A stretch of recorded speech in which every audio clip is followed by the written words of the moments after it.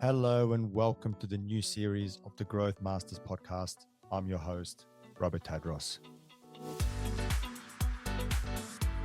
Today, we're diving into a world where passion meets purpose, the realm of entrepreneurship, which spotlights the game changers behind Who Was Elijah, Raquel and Adam Bouris. This duo has reimagined the fragrance industry with the unique vision, creating unisex, cruelty-free scents that challenge the traditional giants. Join us as we uncover the essence of their journey, their challenges, and the scents that are setting a new standard in the world of fragrance. Let's jump straight into it. Well, Raquel, you mentioned you've just, you guys are moving offices. So where are you now and where are you going? Yeah, so we're in Tarrant Point and we're staying in Tarrant Point. We're moving literally around the corner. We have been in the ugly warehouse that I'm sitting in right now. We've been here for 3 years. It's served its purpose. We just kept outgrowing it. I had to take over the warehouse right directly across from us as well when we started to grow. When was that? That was just over a year ago now. Yeah, nice. And then someone was building this big, shiny, new white monster of a warehouse factory. Is that what you call it? Around the corner. And Adam actually noticed it. And this was probably 4 months ago when you first saw it. Yeah, I saw it probably midway through last year, to be fair. Yeah. And I thought that it was way too big and we couldn't afford it. Well, we didn't even know how much it was going to be, but we didn't think we could afford it. But then we ended up biting the bullet a few months later, and now we're already saying like, gosh, I don't think it's big enough. So, but it's beautiful. Very, very good. Well, let's go back, I reckon. Let's start at the beginning, right? Inception. And I'd love for kind of either of you to share the story behind the inceptions of Who Was Elijah, right? Like, what was it about that Californian road trip that really inspired you to start, this fragrance house? Well, it was 2017. I went to Coachella, and Adam and I had actually just started dating, and he coincidentally was going to Coachella as well. So right.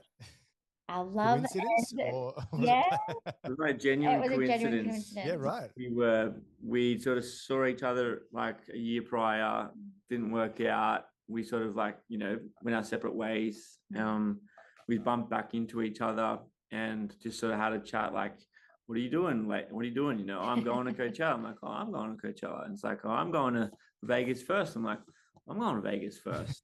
I'm like, I'm staying at the Cosmo. I'm like, I'm staying at the Cosmo. Oh, wow. And we just had this like identical trip booked. Like it was pretty wild. It's meant to be. It's meant to be. So it was on that trip. So 2017, it's 7 years ago coming up, because we're just about to go to Coachella again.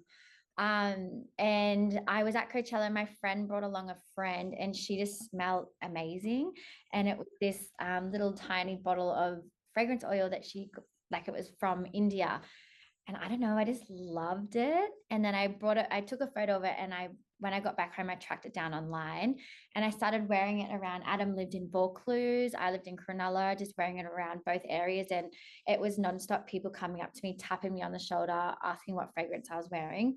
And then after, I think it was like six or so weeks, I just sort of said to my friend that introduced me to the friend, it was a bit of a rosé induced idea to start recreate this fragrance because people love it so much. And here we are 6 or 7 years later almost. Yeah, wow. Yeah. When do you turn 7? This in March, or? Well, we turned 6 in October of this year, but that sort of like idea to launch took a little bit. It took it took 12 months. Raquel was working full time, had a baby. Right. So yeah, from Coachella to launch was a year and a half almost. Yeah, because we launched in 2018 October. Right. Yeah. New mum, new business. Yeah, and I had a really good job. I loved my job, so it wasn't like I hate my job, I want to do something else. I actually really loved my job. So, but then COVID happened, and then I launched before COVID, and then COVID happened, and that's when I decided to leave my job. And what were you doing prior?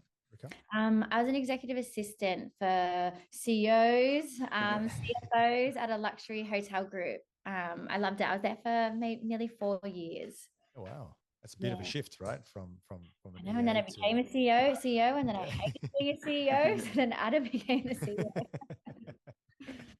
And Adam, what's your story, man? Like, where have you come from? What's your background? I know I've read online you've started a few companies. I was a tradesman when I first started, cabinet maker, and did my apprenticeship, left cabinet making, didn't like it, and then went away, traveled for 6 or 7 months, came back, realized that I was okay at cabinet making. I was pretty good at it. So my mum actually pushed me into starting a business, just on the back of a lot of phone calls I was getting for people wanting like little jobs done here and there. And then within about 12 months of me starting a kitchen design business, I had a team and we were doing big jobs in the city and really nice homes in Sydney. So I built that business. I think there was about 7 or 8 of us throughout that period. We had quite a good business. I sold it 8 years later. So I had a kitchen design business. During the 8 years, I started an online business selling bow ties and ties called Nice Ties Finished Last. We got that into a partnership with Vayner Media, Gary V, and Vayner Sports. We were the bow tie supplier for all of their NFL athletes for a season, which was really cool. I flew over there, met Gary, met the team, went to his office, which was pretty cool. Like I was just thinking about the other day, like it was quite a impactful moment to go and do that when Gary was just on his big come up as well. And on the back of that business, realized that influencer marketing and the transaction in between the influencer, the brand, and the content was sort of missing. So we built an app that allowed you to sort of transact inside a piece of content, as opposed to switch between websites and get lost along the way. So built an app. It was called Snatch It. Got it to the point where we had about 10,000 users, 200 brands. Q Clothing, some big guys were coming on board. We just couldn't get funding to get it to the next level. Needed funding. Tried a funding round, failed. Didn't know what I was going to do. Had sold my kitchen business. Raquel had Who's Elijah. It was still like a small thing in our garage at the time, but we could see that it had legs and it was growing. So I was always in the business, obviously living together and helping out as much as I could, building the warehouse, the garage setups and the storage setups, and just listening into all the conversations with the team. And obviously I had some previous experience with the other businesses along the way. And I think 2 years into Who Was Elijah, I was getting itchy to get in and help, and just jumped in and loved it ever since. So I had a few different businesses along the way, failed at some, succeeded at some. And now I've got that back, that 12 years, 13 years behind me now of struggle and pain through business. It sort of feels like normal for me, but I feel like I found my spot. What you need, right? It kind of springboards you, right? It's all that experience that you can really take from one role into the other. Yeah, and I heard Jane Liu the other day actually say one of her, things on her content was to start a business that's not your forever business straight away, because you'll probably suck at it and you'll fail at it and it will be painful, but you'll learn a lot from it. And it sort of clicked to me that I'd done that 4 times along the way. And that's why I feel really comfortable in this role now. There's a reason why VCs highly back those that have failed once and twice before. Yeah. Right. That's right. Intentional, right? They go looking for entrepreneurs that have failed on numerous occasions because they know they've learned and they're taking that into the next experience. Yeah, that's right. And we struggled to get funding because we now in the app, because we didn't have reputation. I didn't have, significant business experience. I wasn't ex Shopify or ex Facebook or ex Google, or I was just a cabinet maker that had a cool app. So we just couldn't get in the rooms, but in some rooms though. We got in some rooms, Afterpay and ZipPay and all those guys, but we just couldn't convert it. So man, that's an amazing experience, right? Like that in itself is something, it's a huge learning curve, right? Yeah. It'd be different now. We can get into rooms now, but different now. They come to us now. Yeah. That's right. Now, Raquel, correct me if I'm wrong, but you had a business partner initially, Matt, if I'm not mistaken. Matt, yes, Yeah. my good Okay. little friend Matt. Yeah. Um, What happened there? I'm trying to kind of piece that puzzle. yeah. Oh, it was like it wasn't even who was Elijah then. So this is sort of like the reason behind the name as well. So Matt was who I went to Coachella with, and he's the one that introduced me to his friend with the oil. Right. And we're best friends, still best friends, and we were just hanging out drinking wine on the weekend, and that's when the idea sort of like came to fruition. I think it was my idea. I can't remember exactly. I think it was my idea. Sure, don't worry. But yeah, so we did start it together, and like obviously we're not perfumers and had no idea how to make perfume. So I we were trying to find a perfume. I found one, and we just Matt had experience in retail. He was right. really good retail experience. He was a buyer at the time for Under Armour. Right, okay. Yep. So he like quite significant experience in big e-com businesses. But that's probably ultimately why it didn't work out in the beginning, because he was coming from this, like, this is how you need to do it, scenario. And Raquel was like, well, I don't want to do it that way. And I was, ignorance from Raquel and knowing, but she wanted it intuitively to be done that way. And they sort of like clashed a bit on a few things and wanted to keep the friendship. Yeah. And it wasn't even like, we weren't even fighting. And I just said to him, like, you're out, like, because I'm really like into it now. And then he just said like, oh no, like, I don't want to do it anymore. Like, you do it. And I was like, okay. And then so like I went and got like a new ABN, and then I didn't, because we were originally going to call it Raquel and Elijah, just because Matt just loved the name Elijah. And then when that all happened and I was sitting at my desk, I just sort of said, who the fuck is Elijah? And then that was the name. and here we are. It's a great name, by the way. I love it. Yeah, it's biblical, isn't it, Elijah? Yeah, I'm now starting to. I'm not a very biblical person, right.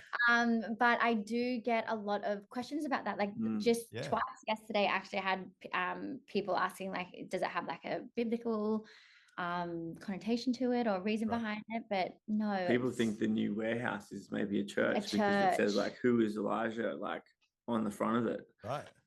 There's something in that, right? Yeah. We can tag that as far as the brand evolves. Yeah. So the ethos of Who is Elijah blurs kind of traditional lines of gender and fragrance, right? If it's fair to say that, right? Like, how important is this gender neutral approach for you guys, and how has it sort of shaped the development of the products as well? Well, I think there's like two sort of reasons behind this. So the first one is I have always gravitated towards more of a masculine type fragrance. So I started making fragrances that I liked. So they had a little bit of a masculine, I think they're maybe more masculine with a little bit of a feminine twist, majority of our fragrances. And that is just based off what I like personally. But also when we started the business, Matt is gay, and I, being his best friend, I am, a big part of that community, and I love that community. So I just think like if we can ever do like everything should just be for everyone, and I'm just a massive believer of that. It's kind of just came naturally to us. I think like there's this like having a scent that's great for you and might not be great for anyone else, but we just like let it be open to anyone. And if we have a product, a discovery set product that has all of our fragrances in it that we encourage everyone to buy. If you find one that you like, it doesn't matter, who you are, who you represent. It's like, if you like the smell and it smells good on you and it makes you feel confident, then we're happy to do that for you. So I think that we've always just maintained like, let's just leave it open for anyone to wear it. And if they love it, then they love it. And from a creative perspective then, because I'm assuming that kind of flows into this process, right? Can you maybe, Adam, can you walk me through that creative process? I mean, Raquel, I know you're the creative director. I'm going to point this one at the CEO here. How do you go from an idea or a moment that's worth capturing to a finished fragrance? Yeah. Well, when it comes to like, all right, we're going to next quarter or next, 6 months or 12 months, what do we want to bring to life and how do we want to do it? We will look at all sorts of inspiration from everywhere, from trips that we've been on or from, just general market research about what's happening out in the world. Raquel will go and sit with our perfumer for months and months and months and months and months and come up with, a sample set of 5 or 6 fragrances that we think we're going to head down in this path. And, to be fair, we don't do like this big customer analysis and this big,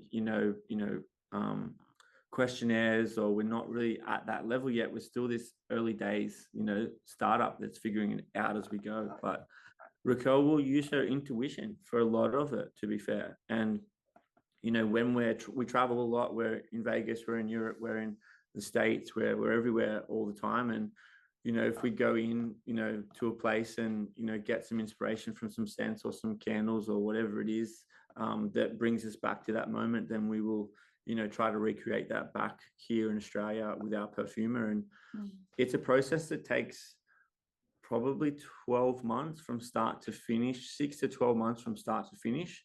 We will, again, get the inspiration from Raquel. She'll sit with our perfumer. They'll go through samples for months. And the team's just all sitting here, just waiting for the moment when Raquel is like, yep, that's the one. And sometimes it's a false alarm. It's like, yep, this is it. And then we're like ready to go, packaging, branding, content. What is the story? Who is it? What is it about? And they'll change it again and they'll change it again. And we're all just sitting, waiting. And once, she lands on a scent, then the creative team will come up with a story about it and, try to create a brand image for the actual scent, run all our campaign messaging. And it really just goes into like full speed ahead for a launch. We'll do, whether we're doing pre-order or limited edition, and all of these different variables come into play.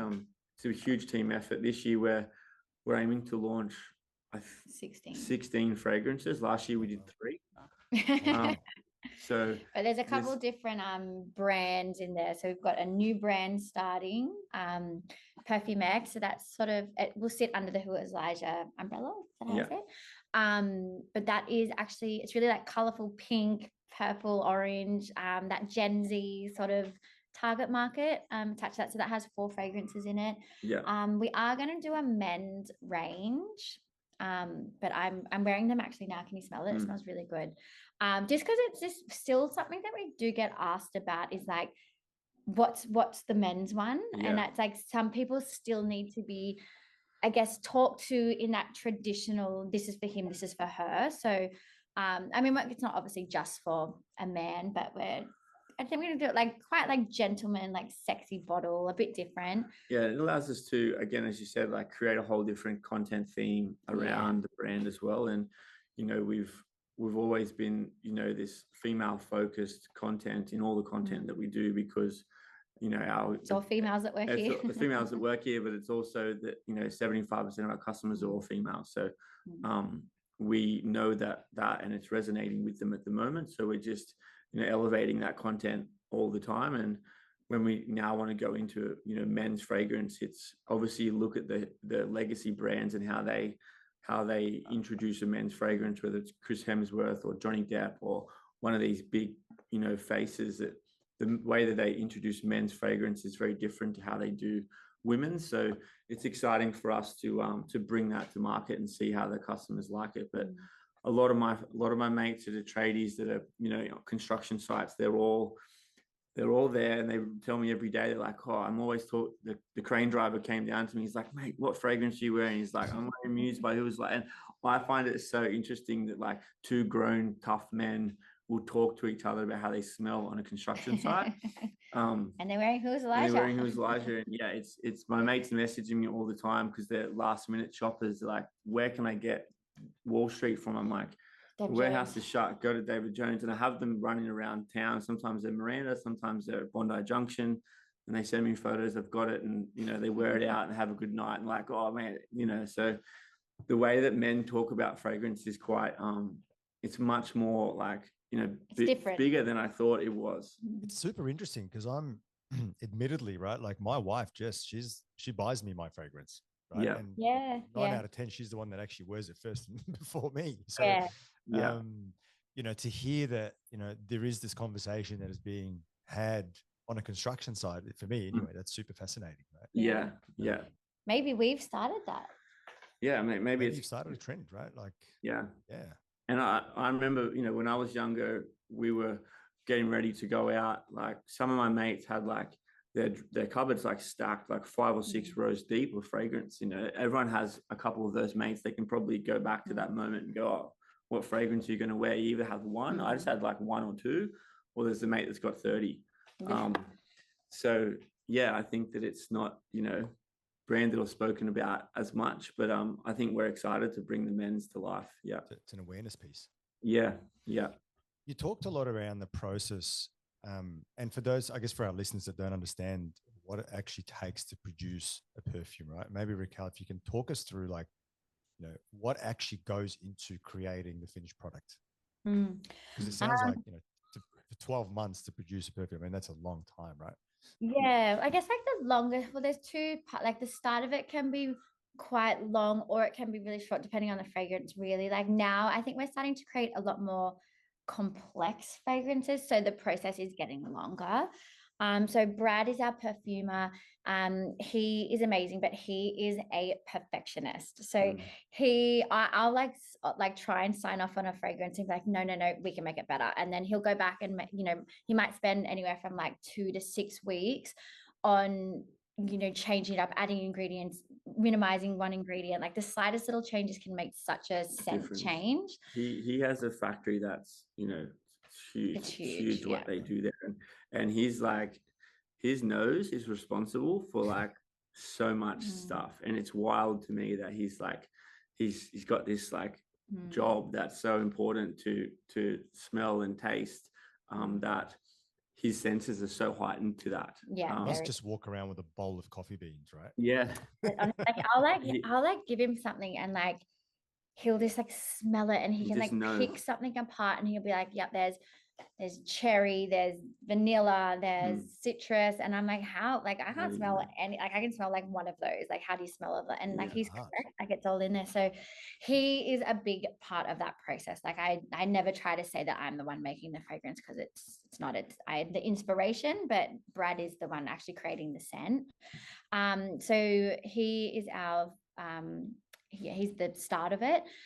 So once we sort of once he comes to me with usually like 3 samples towards the end, and then when he finally signs off on it, after I've signed off on it, then he has to write up like all of the what is it, like the technical like ingredients listing, the allergens listing. So then that's what we legally have to put on all of our packaging. So once we have that, that's when the sort of packaging process starts. And then I then show the team the fragrance, and then we try and come up with a name. But lately I've been coming up with the name almost before we even start the fragrance. Nobody gets a chance. No one gets a chance, no. Normally we would put it to the team to, this is a fragrance that's coming out. If you name it and we choose the name, you'll get $500. Right. Again, we get to the point where it's like no one knows what's going on in the background. Raquel comes in. I'm really good at the names. This is what we're doing, and it's called this. And we're like, well, no one gets the chance to. But everyone loves the names. To have a try. But the names are like super important, and I think they really do represent the fragrance itself. Nomad, we've got one coming out. I don't know if I should talk about it, but no. It's called initials ES.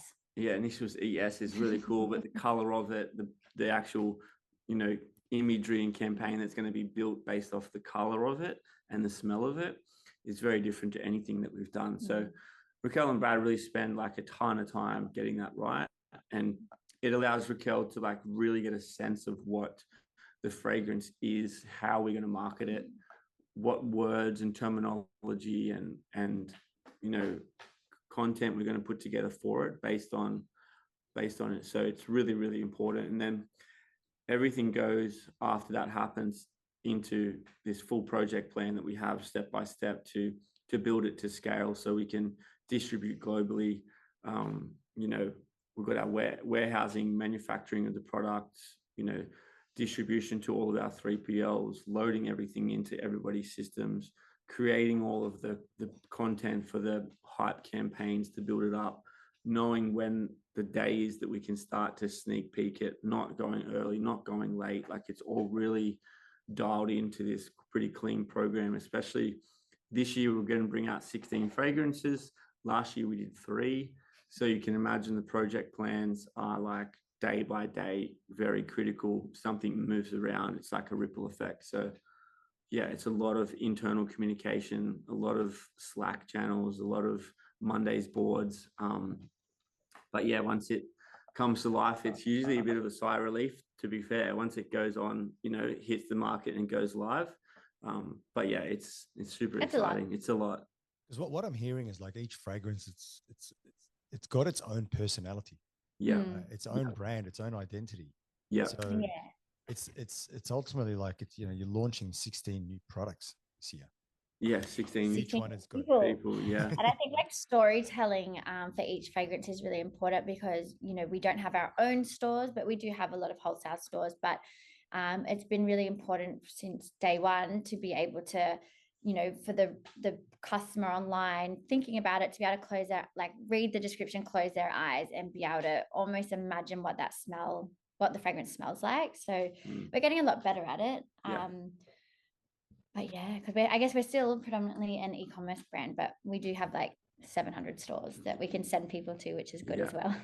And sustainability and I guess the ethical practices kind of underpin the brand, right? Can you kind of elaborate a little bit more on how you measure, how do you measure that, right? To ensure that the products are environmentally friendly, ethically produced, and so on and so on. Like, do you have a process or measurements in place along the way against that production line?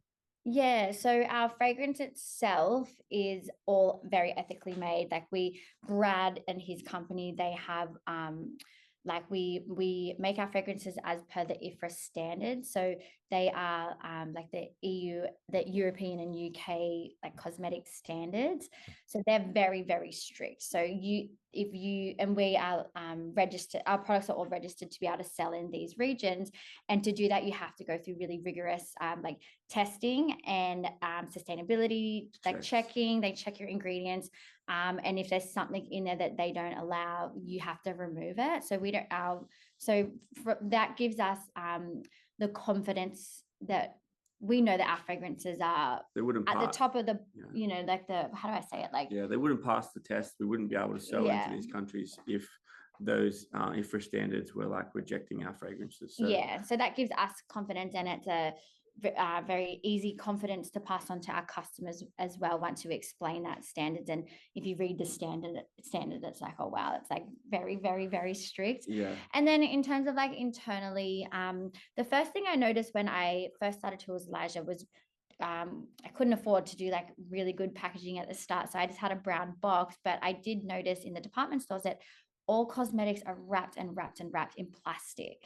I think it's a little bit maybe different now, 6-ish years on. It's is it cornstarch that people are using? But even still, I just said no plastics at all. So we don't have like plastics in our packaging.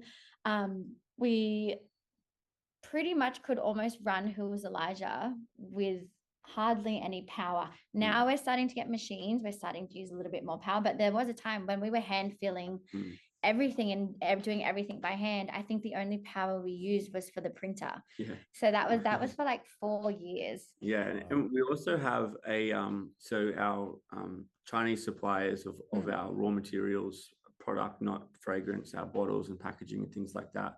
We have a man on the ground in China that goes and visits all the factories to make sure that they're ethically looking after their employees and their safe work environments and all of that. That's really important to us. And if I'm going to, be heading over there this year as well to go and check and have a look at everything as well. We haven't been able to with COVID over the years and being to so much growth, but I'm excited to go over there and chat with all the suppliers and meet with everyone. And yeah, we really make sure that, everyone's being looked after. And Raquel and I personally are very, we give a lot to charities and making sure that, we're putting our money towards the right things. I read about that actually. I equals change and the partnership. Yeah. So it's super fascinating, right? Like, how do you decide on that project to support, and what impact do you have to achieve, I guess, through that initiative? Well, I feel everything very deeply. I really care about the world, and think the world is very dark, and everyone that needs to do something every day to make it 1% better, or like honestly we need to go 50% better every day. But I was chained. We noticed that a lot of reputable brands in Australia were using it, like P Nation. Back when we started using it, they did like a big article about it. I think they'd given like $1 million to I Equals Change or something. So that's when we started to look into it. And I think like when people think of charity, like I always ask like what's the percentage that actually goes to the people in need, and what's the charity keeping? So I Equals Change is really, really good. Like they're actually helping with the money that we're getting, and it's so simple, like $1 from every sale goes there. And then when there's big they do events throughout the year. I think the last one we did was for maybe, I forget what it was, but you can donate extra, so increase it from $1 to $3 to every order. I actually don't know how much we've given lately, but I mean it's in the tens and tens of thousands every month that we donate just from $1 every sale, which when you think of it, it's almost nothing to give per sale. So it's an easy way to help. And look, I mean, I read last year you were doing 6,000 units a day, right? So yeah, that's right. That's over 2,000 units a year, right? Yeah. 2,000. Yeah. Oh, now we're that a day. Yeah. What have you reached now? 10 a day? 10,000 a day? Look, not 10,000. At times, big events, big sale days, 40,000 a day, which is pretty crazy. But yeah, consistently. I can't hand pack those every day. No, Got the machines now. But we've prepped for it. But yeah, look, a lot of growth is we thought last year was our breakout year. I think that this year will really be our, and I'll say it again next year as well, but will be our big year this year with all products and new warehouse and everything. So we're moving through some stock, and I've just ordered this machine from custom made from Italy, nearly $500,000 worth of machinery. So we're really committed to it, and we're going as hard as we can. Guys, launching and establishing a brand like Who is Elijah in such a competitive space, right? Like that's not easy. I can't imagine that would be easy at all, right? So back when I started, I thought it was. That's always the case, right? You're always a little bit naive when you first kick off. Can you share like some significant obstacles that you kind of, that have faced you, and then how you've been able to overcome them? And I'm sure there's heaps, right? But if there's a particular one in a moment of time where you went, shit, man, that was like, that almost broke us, both mentally and emotionally and everything else in between. I don't know. My answer to this question is always like, I say it all the time, and like, this always gets in the headlines, but like my dad told me I was an idiot for starting this business, because who's going to buy my perfume? Because there's already so many perfumes on the shelf, and they're all, conglomerate. I never know how to say that word. Heritage brands that have really, really deep pockets. So I think that, but again, something different on the shelves, it sparked people's interest. I think that actually helped us at the beginning. I don't know. Now it would be a little bit different. I'm not sure. Yeah. I think the challenge, like at the end of last year, the end of 2022, we started in this place November where we were killing it. We were like doing this biggest sales we've ever done. It was all exciting. I moved us from an agency to another agency, made a huge mistake with that.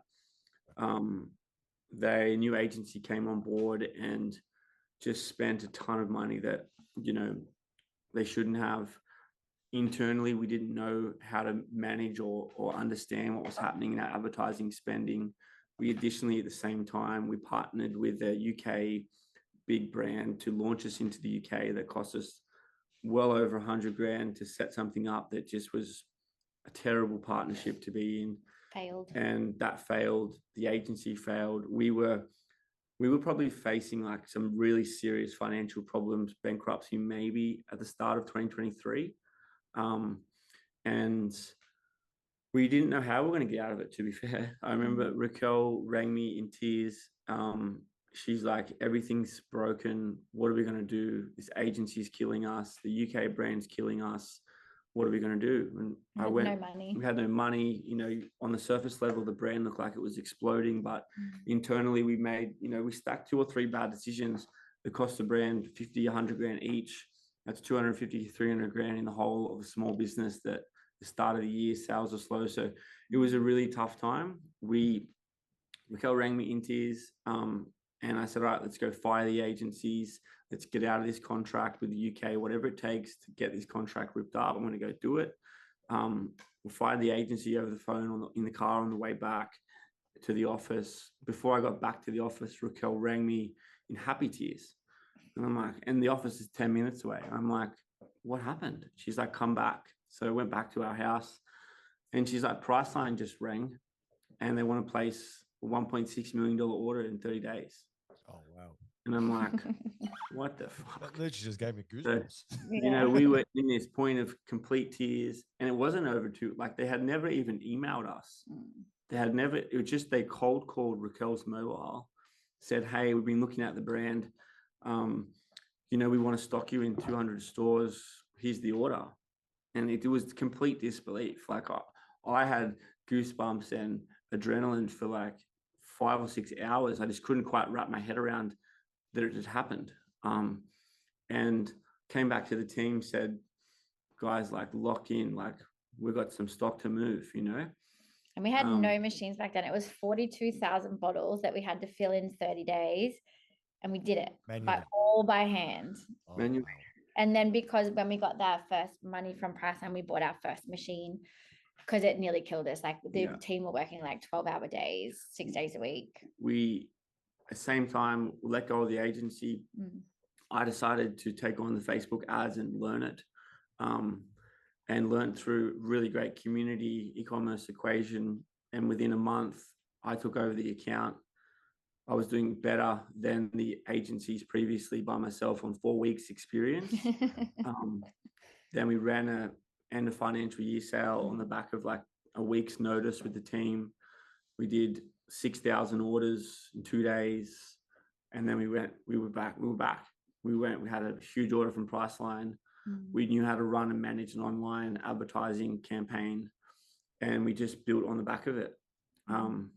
And we had this momentum in the end of last year because we were in so much of a dark place there, and it just came back to us, and we just weren't going to let it go again. So we just went for it. Again, it's like this moment in time that you just learn from, and it propels you forward, right? Failure is not an option when you're in that position. No.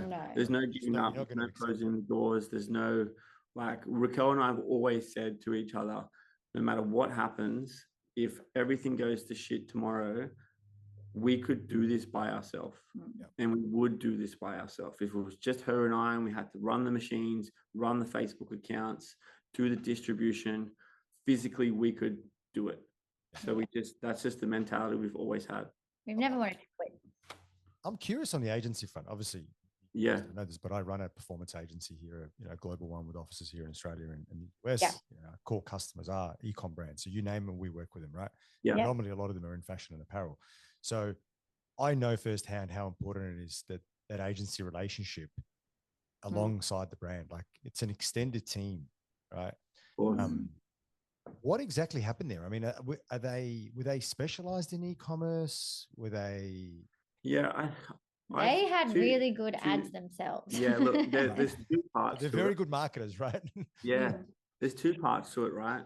There's the first part was not knowing if what they were doing was right or wrong, because I didn't know. None of us internally knew how to look into an ads manager account, a GA account, any of that. Google is still difficult to look into, but at least the Facebook, Meta platform, the ads manager. If your only experience with it is what agencies tell you, then you just have to believe them, right? You just have to say, well, these guys are right. Trust them, right? Trust them. That's the whole point. And so to be fair, even that agency that was, the last agency that we had, my assumption was it was really bad, right? And once I fired them, I still didn't know if it was actually in the account really bad. I just knew that the money is not coming in for the money that's going out, and I'm just going to make a decision here. So it wasn't until I learned it over a 4-week period, that I could then go back and see the performance of the campaigns and the structure of the campaigns that they set up, to be like, okay, I was right. It wasn't good what they were doing. But I just had to use my intuition to be like, you guys are out and I'm going to figure it out. But I think what they did wrong was, we didn't land, and technical, but we didn't land on the correct MER, to be fair. Yeah. So that was a mistake from the beginning from everyone. We didn't even know, we didn't even know what the term MER meant, right? And we didn't even know that, how to manage day-to-day profitability in a Facebook account. We didn't know any of that. They hadn't shown us any of that. So, that was partly our fault as well. But, once I'd learned it, it was different. And something that was a massive red flag for us was that, this ad spend, this $10,000 a month retainer for the account. And then once we hit 100 grand a month in spend, it was 10% of spend, which to me, even now, I know that that's like an extravagant amount. So their pricing was skewed to spending more, and it wasn't results driven and then spend more. It was just spend more, and their incentive was eventually get to this 10% of spend for their retainer. So it was just a bit of a mess. And look, again, as you said before, the mistakes made forced us into this place where we had to learn something from scratch ourselves. And I think that's the best, thing that can happen to a brand, is you're just forced to just take it on board, and then actually have the understanding to drive the ship actually with your own hands and your own, click the buttons and do the thing. It's so empowering to take that on as a brand, and then to see huge results on the back of end of financial year campaign, day-to-day campaigns, and then like a Black Friday campaign that was just like out of this world. That's amazing. How, there's so many brands that we speak to that wouldn't even know what MER means. Right? Yeah.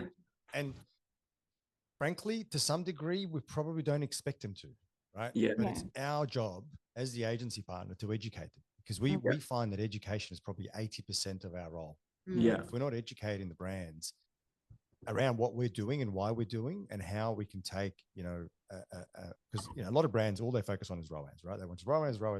Yeah. Frankly, it's the biggest bullshit metric on the planet. Yeah. Right. So many, you can manipulate it. It doesn't make any sense. And so many times I talk brands out of measuring that as their core number. And it's not until we kind of take them down this education loop of like, what's your margin? Let's understand what we're actually playing with here, right? Like, let's work towards a CAC number or a marketing efficiency ratio. Like, there are other metrics to track than just ROAS. ROAS is just a platform metric, right? Yeah, exactly. Every platform is trying to claim the conversion, right? Yeah, that's right. And a lot of the times we spend like 6-8 weeks trying to untangle the mindset of a lot of brands to go like, forget ROAS. Yeah. Like, it literally means nothing. Nothing. Right? It's a metric for us internally as far as how we track the platforms, right? But what's your attribution modeling? Is there double firing of conversions across platforms? Like, there's so much that goes into this stuff, right? So, and you mentioned, I think before, e-commerce equations. So Jay Wright, right? Like, he's a champion when it comes to meta and that, right? Like, he's super good. And I know a lot of brands have kind of gone with him, and he's taught them a lot. I think that's what you guys did was great, that you actually did the education and then actually ran it yourself. Now you understand what goes on in there. And maybe, eventually there might be a time that you do need to go out to agencies again if you go international into different markets and so on, or media just blows out and you're spending 200,000, 300,000, 400,000 a month, which we've got brands that spend that sort of money cross border. It does become a little bit more technical, right? Yeah, of course. You do need some support around that. So I think, that there's a huge learning in that, is that you've actually learned what goes on in the platforms, and you can not micromanage the agency, but get an understanding of what it is that they're doing. Right? Yeah. And I agree with you. 10% at that sort of level is just ridiculous. Doesn't make sense. And frankly, and I'm very, very vocal about this, the way that the platforms are going, a lot of it is becoming automated. Yeah. You can't justify 10% of media anymore as an agency. You used to be able to, because there was an art and a science to what we did, right? Yeah. Like, optimization was truly a thing, right? Yeah. Where more and more now these platforms are becoming automated, and that's the direction that they're going into. So, the agency's role then becomes very strategic. Right? Yeah, that's right. And I think that obviously, the Advantage Plus the creative is the driver in it, right? And and really any campaign at any level of the funnel, it's really the creative that's making the decisions. And Exactly. it's just switching out, we've been talking lots about this, having like huge amounts of volume of creative so that we can put more money through these platforms through multiple different campaigns. And when things burn out, just switching new content is really the responsibility of the brand. And then the agency or the person who's running the account just needs to be, again, as you said, the strategic thinker of where do we find new pockets of audiences to let the creative do the talking. That's right. So yeah, it's all about the creative. Think about it, right? You're dealing with the consumer on the other end. They're just scrolling, right? Yeah. What is it that's going to actually stop them? Right? It's the right. creative. Right? Yeah. That's ultimately what it comes down to. Yeah. And you know yourself that you see the same creative over and over from a brand, you start to get attached to the brand because you're like, guys, like send me something different. Ad fatigue, right? Like even I'm getting fatigued as a consumer going, exactly. Guys, come on, like enough's enough. You know? Yeah. How many times are you going to say you almost just like scroll faster past it. Yeah, like, get away from me. Yeah. I've reported ads before. I mean, I'm probably the wrong person to be. Yeah. Sometimes I'm like, if I see the same ad over and over again, especially from agencies, I'm like, skip ad, skip the ad. Future aspirations. So like looking ahead, right? Let's go and look into the horizon here. You know, what's next for the brand? Where's the direction? I know you guys are launching 16 identities this year. So, in direction of the product, what is it that you're super excited about sort of exploring or launching this year? I'm very excited for our fragrances this year because I feel like they're just so grown up, like really, really beautiful fragrances, really elevated. The ingredients that we're using are like honestly top shelf. Really excited. I feel like we're like just about to crack the US market, which I've been trying to do since like year 2. So really, really, really excited to do that. Excited to introduce like different product offerings. Like we're about to do candles. I want to explore I really want to do like a laundry detergent. I've been saying it for so long, so I'm just trying to find the they right. all suck, right? So I think if you can bring in a different twist, and it smells like our fragrance. So I think new products, the US, and our fragrances for the year, and our new warehouse to finally move into it properly. Yeah. How big is the US portion of the business? Right now, it's probably 10%. Right. Okay. Previously, it was like 1%. And we used to lose money there. Yeah. So we really a lot of brands. Yeah. We've had a lot of really good organic, no advertising, like traffic and conversions over the last 3 to 4 months. We've only just started probably a month ago spending on Meta through the country, very small amounts just to see what sticks. But Raquel is like very focused on US PR, US activations, US influencers, connections, gifting. It's probably 50-60% of her thought process through the day, I think. Get it in the hands of Kim Kardashian. Yeah. We're so close to Kim. Her hairdresser brand will just blow up, right? Like you would have smelt it. Her hairdresser wears it. Yeah. Right. Okay. There you go. Yeah. I'll disclose this. It's not really a secret anymore, but my sister-in-law is Misha, the fashion label, right? So Michelle. Oh, cool. Yeah. So, I remember the first time that Kim wore her dresses, Michelle, like the brand just blew up. God, yeah. Absolutely blew up. And we were obviously running the performance channels for her. I was like, what the fuck just happened? Right? Yeah. It literally just skyrocketed the brand. Yeah. I pray for that every day. Yeah. I think, get it in the hands of someone like that, they just blow it up. Absolutely blow it up. Yeah. I think what's hard for us is they could be wearing it out on the street, right? Because we've gifted everyone's got it, right? But if they get papped in the street, you can't see perfume on the skin. Sure. Right. So we really need that, that post, that get ready with me, that moment, which we got with Chris Appleton, Kim's hairdresser. He just loves it. He's posted a bunch for us, which has been great. So obviously the Kardashians have seen his posts about it. and would have smelt it on him, eventually it's going to circle back and they're going to be like, can we just get some of this? So Absolutely. yeah, it's cool. Oh my We God. so just as and again, I'm sure you guys have done your sort of due diligence, but as I mentioned earlier, like we opened up an agency in Austin off the back of a lot of brands from Australia that wanted to get into the US. The biggest learning I could probably just kind of pass on is every state is very different, right? It's like being in a completely different country. Yeah. So how you market to a consumer in New York is 180 degrees different to someone in LA. Yeah. Very different to Austin. Like it doesn't matter where you go. So the creative is different. Yeah. Messaging is different. Everything's different. So it's literally just think about it as a completely different country, right? Yeah. Crazy, isn't it? It's so crazy. Like I think we're just doing California at the moment, aren't we? Yeah, I think we're trying to land on where the US consumer thinks we're from, right? So like obviously we're an Australian brand, but are we an Australian brand that's now in New York and we're based in New York, or are we based in the California? Yankees love Australian brands, by the way. Yeah. They love Australian brands. And, you know, are we going to be that Cali brand that's, you know, going across the state? So we're sort of, you know, get early days with, you know, understanding metrics and where people are coming to the site from. And it's too soon to make any decisions, but yeah, everybody's told us that every state is a new country, and, you know, just do a little bit of testing in each one, right? And just see what resonates and what. There's obviously a personal connection to the fragrances here, right? So maybe Raquel, I'll start with you. Which one is your favorite and why? Oh, it's always the one that I haven't released yet. It's always the next one. It's always the next one. Lucky I'm not like that with husbands. No, I mean like Nomad and Morning After. So there are Nomad's been our bestseller for 3 years. Morning After, I just love it. It's such a beautiful fragrance. And then the next one, honestly, all of them this year are just so good. If I had to pick one for 6 fragrances today, just because I can't pick a favorite. if I had to pick one for my wife, for Jess, right? Yeah. Nomad.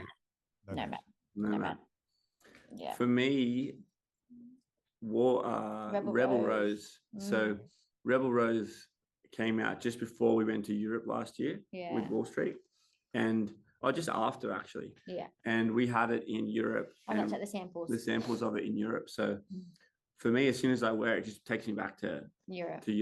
Whereabouts in Europe? Mykonos and Santorini, Italy. Yeah. So loved it. So every time I wear it, it's supposed to be layered with Wall Street, and Wall Street is definitely the more like masculine partner in that combo. But for me, it takes me back to Mykonos. So I'm always on it. I'll send you some perfumes today because you have to smell them. I should have done it before. I'm excited. So in closing, guys, you know, advice for inspiring entrepreneurs, right? If I'm sure there's a lot of listeners at the moment that are starting out or they're in halfway through the journey or so on, like what advice would you give them? No one really in life knows what they're doing. So if you feel like you don't know what you're doing, just keep doing it because you will learn it. Like I find that like I speak to people like in other businesses that are really high up and I'm trying to get an answer out of them. And they're like, I don't really actually know. And I'm like, how do you not know? So I think that has always given me comfort that like not many people know what they're doing or how to do it.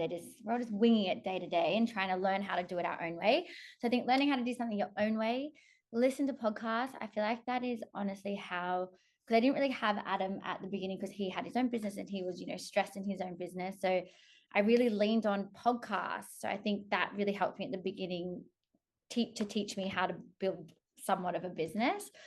Having like mentors in your life, like I'm lucky I've got Adam, and just like meeting people along the way. And I think don't be like too shy to ask a question. Like I feel like there are literally, well, there's some dumb questions, but like no question is a dumb question. I feel like I think like you have to really like genuinely put in the work. Like, you know, a lot of people talk about doing the thing. A lot of people read about doing the thing. They ask someone about doing the thing. They plan to do the thing. just But do they the never do the thing. They never do Never the do thing. the Just got to thing. do it, and I think that you intuitively know the things that you're doing that are holding you back from where you want to go. You just got to blinkers on, tunnel vision, just do the work and surround yourself. I know it's so cliche, but like surround yourself with people that are going in the same direction.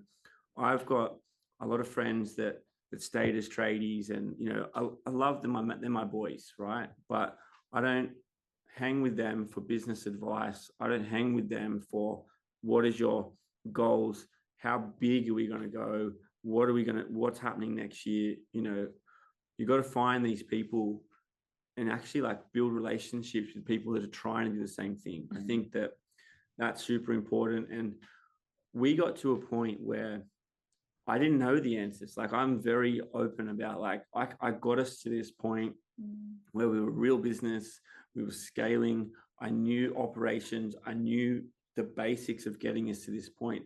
The moment that I realized I'm in the way here, we need to get actual help here. We found some of the best business advisors that came onto the team, and they just like sigh of relief, like they knew the next steps for us. So don't be afraid if you don't know where to go to next. Like, you've got to go and find people that have been there. You'll find, if you found me if someone came up to me on the street and said, I need help, I'll help you blindly without even knowing you or what. Like, we want to help people, like people that have done it, people that have significantly done something. They want to help people. It makes them feel good about their success, right? So just find these people, ask the question, work your fucking ass off. I love that, man. It's like, I've always been a big believer in you're the average of the 5 people that you hang around. Right? Yeah. So if you just think about that in context, if you hang around losers, excuse my French, but if you're hanging around people that are just not going anywhere in life, well, they're only going to drag you down, right? Yeah. If you surround yourself with the right entrepreneurs, the right mentors, the right business owners, whoever they may be, right, they're only going to lift you up. Yeah. Because you just become a sponge. You absorb everything. Yeah. And you feel like, you're behind. Like, I know for me, I've sometimes gone into a meeting or gone into a dinner or an outing, and I'm like, I'm so out of my depth here.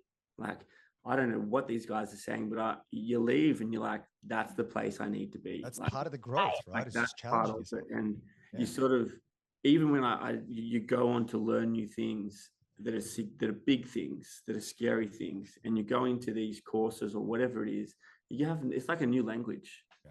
But after 3 or 4 months, you then can start to talk it, and you then start to becoming completely understanding what's going on. It makes such a big difference. But, I feel like there are moments where I need my best mates, my boys I go play golf with, and just like forget about all of it. That's important too. You're a golfer. Yeah. Love golf. But yeah, I think finding these people, sticking close to them, learning off each other, work really hard, it's all the cliche stuff, and it's really what works. But that's what works, right? It doesn't need to be any more complicated than. Yeah. Raquel, Adam, guys, thank you. Super inspiring. I'd love to chat. Truly built something super incredible, and I look forward to seeing where you're going to take this brand. Thank you.